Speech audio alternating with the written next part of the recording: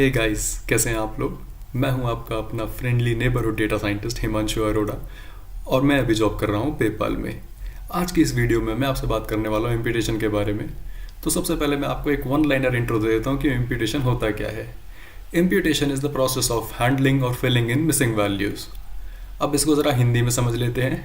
सो imputation का मतलब होता है कि हमारे डेटा सेट में जो भी मिसिंग वैल्यूज़ हैं, जो ब्लैंक वैल्यूज़ हैं, हम उनको कैसे हैंडल या फिल इन करने वाले हैं।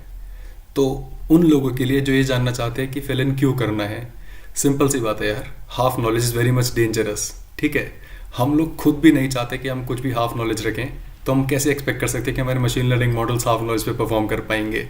कर सकते हैं परफॉर्म, बट ऑप्टिमैलिटी के लिए हम चाहेंगे कि हमारे मॉडल जितना हो सके उतना कंप्लीट एंड क्वालिटी डेटा से सीख सके। इसीलिए हम इम्प्यूटेशन करते हैं। तो आइए अब देखते हैं इम्प्यूटेशन कैसे किया जाता है और इसके क्या क्या तरीके होते हैं। ये जानने से पहले मैं आपको एक बेसिक आइडिया दे देता हूँ हमारा डेटा किस टाइप का होता है। हमारा डेटा दो टाइप का हो सकता है। टाइप 1 होता है न्यूमेरिकल डेटा एंड टाइप 2 होता है categorical data. So guys, numerical और कैटेगोरिकल में बहुत सिंपल सा फर्क होता है, जो कि नाम से भी आपको दिख रहा होगा। न्यूमेरिकल डेटा जो होता है वो नंबर्स बेस्ड होता है एंड कैटेगोरिकल डेटा जो होता है वो कैटेगरीज पे बेस्ड होता है। ये स्ट्रिंग्स हो सकते हैं, आपका नाम, आपकी ईमेल एड्रेस, आपके घर का एड्रेस, जेंडर, इनकम स्लैब्स, कुछ भी हो सकते हैं। सबसे पहले हम बात करते हैं न्यूमेरिकल डेटा टाइप्स की। तो गाइस, न्यूमेरिकल डेटा टाइप्स अगर आपके पास हैं, जैसे आप यहाँ पे देख सकते हैं मेरे पास दो कॉलम्स है, एज और एज 2। अब इस कॉलम को अगर आप देखेंगे एज में, तो आपको दिखेगा यहाँ पे np.nan, नीचे अगेन np.nan। ये np.nan कुछ नहीं, numpy.nan है, जो कि मिसिंग वैल्यूज़ हैं। तो मेरे इन दोनों कॉलम्स के अंदर कुछ ना कुछ मिसिंग वैल्यूज़ हैं। अब अगर मैं इस डेटा को एज इट इज़ अपने मॉडल को फीड कर दूंगा ट्रेन करने के लिए, तो वो अच्छा नहीं होगा मेरे मॉडल के लिए भी एंड इंटर्न मेरे लिए भी, क्योंकि प्रिडिक्शन जब गलत आएंगी तो प्रॉब्लम तो मेरे को ही होगी ना। सो इसके लिए मैं ट्राई करूँगा कि इन मिसिंग वैल्यूज़ को ट्रीट कर सकूँ। अब न्यूमेरिकल इम्प्यूटेशन में या न्यूमेरिकल डेटा टाइप को जब मैं इम्प्यूट करता हूँ, तो मेरे पास 3 तरीके होते हैं वो करने के, मीन, मीडियन या मोड। मीन हम सब ने बचपन में पढ़ा हुआ है। Mean is just the arithmetic average. मेरा जो भी टोटल डेटा है मैं उसका सम निकालूंगा, divide by the number of observations, वो मेरी मीन हो गई। मीडियन आपको नीचे फॉर्मूला भी दिख रहा होगा। मीडियन की इक्वेशन जो होती है वो 2 बेस पे होती है। आपके पास ऑड नंबर ऑफ ऑब्जर्वेशंस हैं या इवन। सबसे पहले आप मीडियन निकालने के लिए अपने डेटा सेट को असेंडिंग ऑर्डर में अरेंज करेंगे। देन अगर ऑड नंबर ऑफ ऑब्जर्वेशंस हैं आपके पास, तो आप n+1/2th टर्म निकालेंगे, जहाँ पे n है आपकी total number of observations. And अगर इवन नंबर ऑफ ऑब्जर्वेशंस हैं तो n/2th plus n/2 plus 1th term, इन दोनों का हाफ कर लेंगे, ये आपका मीडियन आ गया। एंड मोड, जिनको नहीं पता या कंफ्यूजन हो रही हो, मोड कुछ नहीं है, बस मोस्ट फ्रीक्वेंट है। यानी कि आपके पूरे डेटा सेट के अंदर जो वैल्यू सबसे ज़्यादा बार आ रही है वो आपका मोड हो गया। ये तो हो गया थोड़ा सा बेसिक इंट्रो। देख लेते हैं कि इसको यूज़ कैसे करना है। तो एज कॉलम की बात करते हैं। एज कॉलम में मैंने देखा मेरे पास मिसिंग वैल्यूज़ थी, मैंने उसका मीन निकाल के देखा, मीन आया 30। तो भाई जब एज कॉलम है मेरे पास और मीन 30 आ गया, तो एज 2 क्या है? एज 2 सिंपली एज कॉलम ही है। मैंने सारी वैल्यूज़ कॉपी करी हुई हैं सिवाय कुछ के। लाइक 33 को मैंने 313 बना दिया यहाँ पे। लाइकवाइज यहाँ पे अगर आप देखेंगे तो मैंने np.nan की जगह 152, 298 कर रखा है। एंड थोड़ी सी वैल्यूज़ मैंने इंटरचेंज कर दी हैं या फिर चेंज कर दी हैं वैल्यूज़। मैंने ऐसा इसलिए किया है क्योंकि मैं आपको बताना चाहता हूँ आउटलायर्स का इफेक्ट क्या होता है। सबसे पहले, आउटलायर्स हमारे वो डेटा पॉइंट्स होते हैं जो हमारे मेजॉरिटी डेटा डिस्ट्रीब्यूशन से दूर लाई करते हैं। ये किसी भी वजह से हो सकते हैं, ये एरर से हो सकते हैं, रियल वैल्यूज़ हो सकती हैं। अब हमारे केस में 313, 152, 298, 253, 165, ये सब रियल एज होना थोड़ा सा मुश्किल है अनटिल अनलेस कोई ऐसा साइंटिफिक फॉर्मूला है जो इमॉर्टैलिटी दे रहा है और हमें नहीं पता। सो कंसीडरिंग ये कुछ गलत वैल्यूज़ हैं, किसी भी वजह से आई हुई हैं, हमें ये दिख रहा है कि ये आउटलायर्स हैं। अब इन आउटलायर्स का इफेक्ट क्या हो रहा है? तो आउटलायर्स की वजह से जब मैंने मीन निकाला तो मीन आया 65। इसका मतलब ये है कि जब बिना आउटलायर्स के मैं अपने एज कॉलम का मीन निकाल रहा था, वो था 30, यानी कि 30 ईयर्स ऑफ एज थी एवरेज। एंड सेम डेटा में जब मैंने थोड़े से आउटलायर्स डाल दिए तो वही एवरेज हो गई 65। तो अब अगर मैं मीन से इम्प्यूट करना चाहूँ इस मिसिंग वैल्यू को, तो आपको डिफरेंस दिखेगा कि आउटलायर्स होने से एंड ना होने से कितना डिफरेंस आता है। ऐसा इसलिए है क्योंकि मीन जो है वो आउटलायर्स के टुवर्ड्स काफ़ी ज़्यादा सेंसिटिव होता है। अनदर एग्जाम्पल, आप मान लीजिए आपके पास एक 1 से लेके 10 तक का डेटा पॉइंट है, 1 2 3 4 5 6 7 8 9 एंड 10। अब अगर मैं इस सब का एवरेज निकालूंगा, देख लेते हैं एक बार कितना आएगा। इसको एक लिस्ट में डाल देते हैं हम for ease of conversion. Then sum of A divide by length of A कर लेते हैं 5.5, यानी कि इस पर्टिकुलर लिस्ट की एवरेज है 5.5। अब मैं कुछ नहीं करूंगा, मैं बस एक वैल्यू चेंज कर दूंगा आउटलायर। अब देखते हैं मीन कितना आएगा, 94, which is quite an increase. Again mean is very very much sensitive towards outliers, तो इसीलिए हम ट्राई करते हैं मीन से इम्प्यूट ना करें अगर हमें पता है आउटलायर्स होने के चांसेस हैं। In case you know outliers नहीं है, you are pretty much sure outliers नहीं है, कभी होंगे भी नहीं, you can go ahead with it. But if you have a doubt कि आउटलायर्स हो सकते हैं, don't go for mean. Uncle Ben ने सही कहा है, with great power comes great responsibility. तो जब पावर मिली है इम्प्यूट करने की, तो रिस्पॉन्सिबिलिटी भी तो उठानी पड़ेगी ना। गलत इम्प्यूट कर देंगे तो डेटा क्वालिटी और गिर जाएगी। Mean is cancelled for this kind of data. आगे बढ़ते हैं। Second is median. मीडियन, जैसे मैंने आपको बताया, मीडियन इज नथिंग। आपने अपने डेटा को असेंडिंग ऑर्डर में अरेंज किया, उसके बाद depending upon if it's odd और even number of data points, इस सिंपल फॉर्मूला से आपने मीडियन वैल्यू निकाल ली। मीडियन आपको ये बताता है कि अगर हमने डेटा को अरेंज किया हो असेंडिंग ऑर्डर में, तो सेंटर पॉइंट कहाँ लाई करेगा, वो पॉइंट जो आपके डेटा को डिवाइड कर सकता है बिटवीन टू हाउस। अब the good thing, the great thing about median is ये आउटलायर्स इफेक्टेड ही नहीं होता, राइट। अगर मैं इस पर्टिकुलर पॉइंट को देखूंगा या इस लिस्ट को देखता हूँ, तो लेट्स से मैंने इनिशियली 9 रखा था। अब अगर मैं ऑलरेडी असेंडिंग ऑर्डर में अरेंज्ड है, ठीक है, हमारे पास 10 डेटा पॉइंट्स है विच इज़ इवन। अगर मैं इसका मीडियन निकालता हूँ, so it will be 10/2 5 plus 5 + 1 6, यानी कि 5th term plus 6th term. सो क्योंकि हमारी 0 इंडेक्सिंग होती है, so it will be 0 1 2 3 4 5। 5th term is 6 and 6th term is 7, so 7 + 6 13, 13/2 6.5। Median should come around 6.5। And guys अगर कुछ गलती हो गई है मेरे से कैलकुलेशन में, तो प्लीज़ कमेंट्स में लिख दीजिएगा एंड ज़्यादा मत भड़किएगा। So in this scenario the median comes out to be 6.5। Late से मैंने आउटलायर दोबारा डाल दिया 900। अब जब मैं इसको दोबारा सेंडिंग ऑर्डर में अरेंज करूँगा तो 900 यहाँ आ जाएगा। अगेन 10 पॉइंट्स हैं, अगेन इवन है। 6th and 7th, जब मैं 5th and 6th टर्म निकालूंगा सेम वैल्यू रहेगी। First 0 1 2 3 4 5 and 6। So 5th term is 6 and 6th term is 7. 6 + 7 is 13. 13/2 is 6.5। यानी कि आउटलायर्स होने के बावजूद मेरा मीडियन नहीं चेंज हुआ, because median is quite robust towards outliers. अब ऐसा ज़रूरी नहीं है कि हर बार आपका मीडियन सेम ही आएगा अगर आउटलायर्स हैं या नहीं है।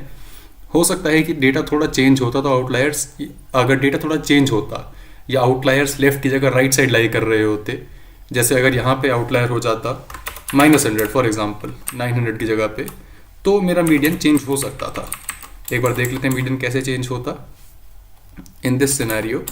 अब अगर मैं देखता हूँ 10 पॉइंट्स रहेंगे अगेन, बट इस बार जो मेरा मीडियन आएगा वो होगा 0 1 2 3 4 5 and 6, यानी कि 5 + 6 11/2 5.5।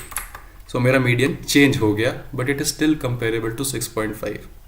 मीन जो हमने डिफरेंस देखा था वो तो 5 से 94.5 का था, which was quite high, 94.6, right.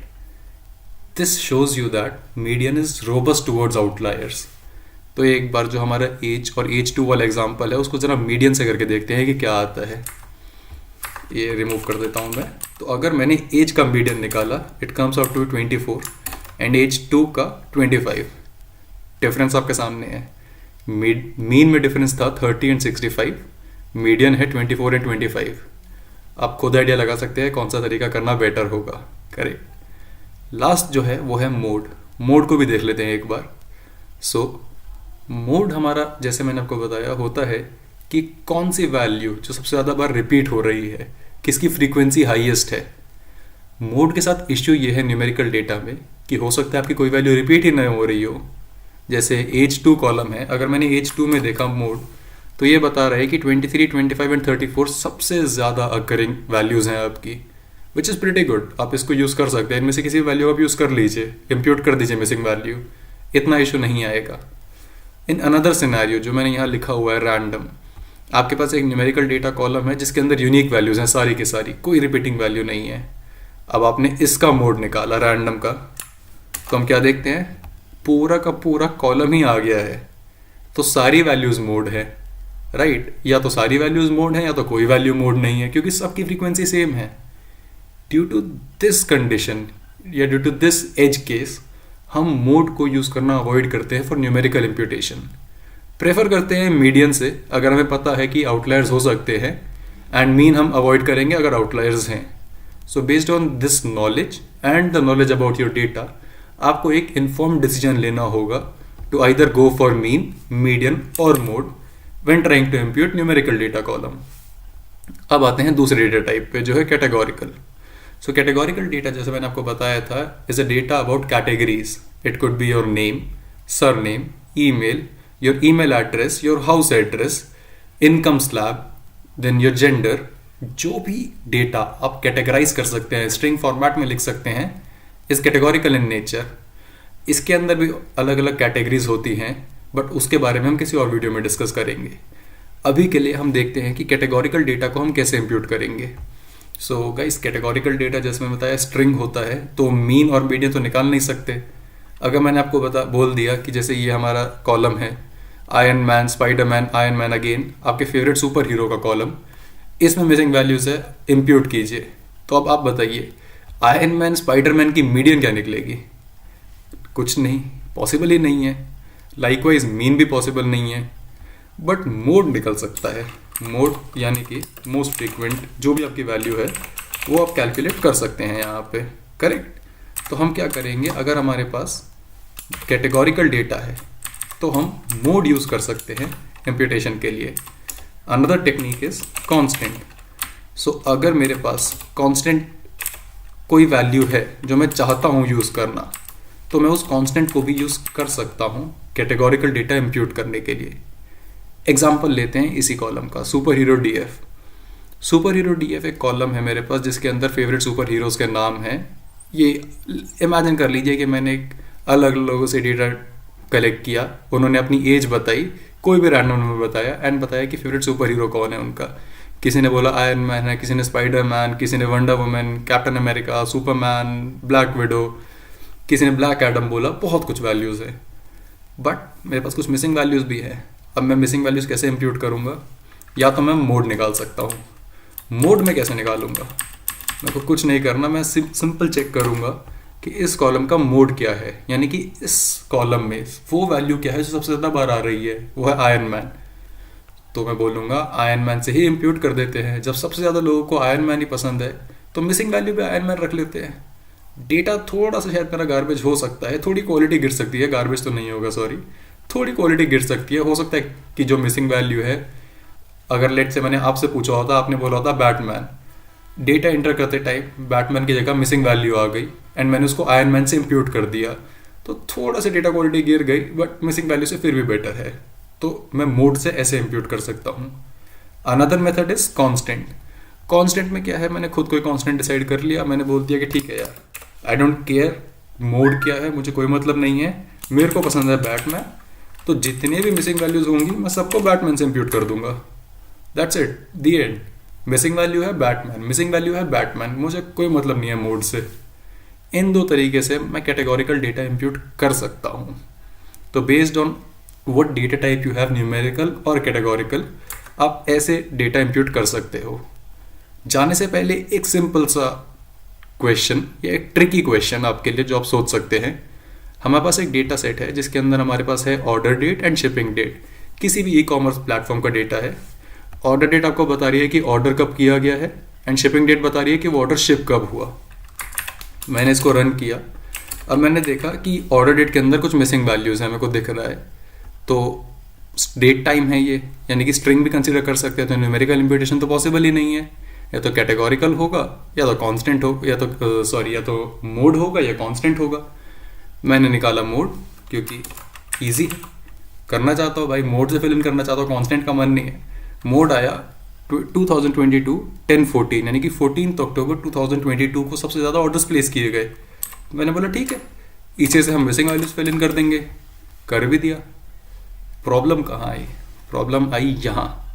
अब कुछ ऐसी रो थी जहाँ पे मिसिंग वैल्यू थी, ऑर्डर डेट नहीं पता थी मेरे को, बट शिपिंग डेट पता थी। शिपिंग डेट थी 24 मार्च 2022 और मोड की वजह से ऑर्डर डेट हो गई 14 अक्टूबर 2022। तो यानी कि मैंने 14 अक्टूबर 2022 को ऑर्डर प्लेस किया और 24 मार्च 2022 को वो ऑर्डर डिलीवर हो गया। दो ही कंडीशन या दो ही पॉसिबल वेज हैं, या तो मैं एवेंजर्स का बहुत बड़ा फ़ैन हूँ एंड मैंने टाइम ट्रैवल बना लिया, या फिर मेरा डेटा क्वालिटी गिर चुका है। एंड लाइकली एक्सप्लेनेशन है कि डेटा क्वालिटी गिर चुका है, टाइम ट्रैवल उतना लाइकली नहीं है किसी के लिए भी अभी। तो सिमिलर सिनेरियो इज हियर। 2022 14 अक्टूबर को ऑर्डर प्लेस किया गया एंड 2022 1 अगस्त को ऑर्डर डिलीवर हो गया। ऐसे सिनेरियोज में हमें देखना पड़ता है कि हमारा डेटा क्या है, डेटा टाइप क्या है एंड मिसिंग वैल्यूज़ कहाँ हैं। क्या वो कम्प्लीटली रैंडम मिस हो रहे हैं या उनके मिस होने के पीछे भी कोई पैटर्न है। ये हमारी होती है टाइप्स ऑफ मिसिंग वैल्यूज़। उसके बारे में अगर आपको जानना होगा तो हम एक और वीडियो बना लेंगे, but for now your question is इस टाइप के मिसिंग वैल्यूज़ को कैसे हैंडल करना प्रेफर करेंगे। That's it for today, signing off your friendly neighbourhood data scientist Himanshu Arora. Thank you.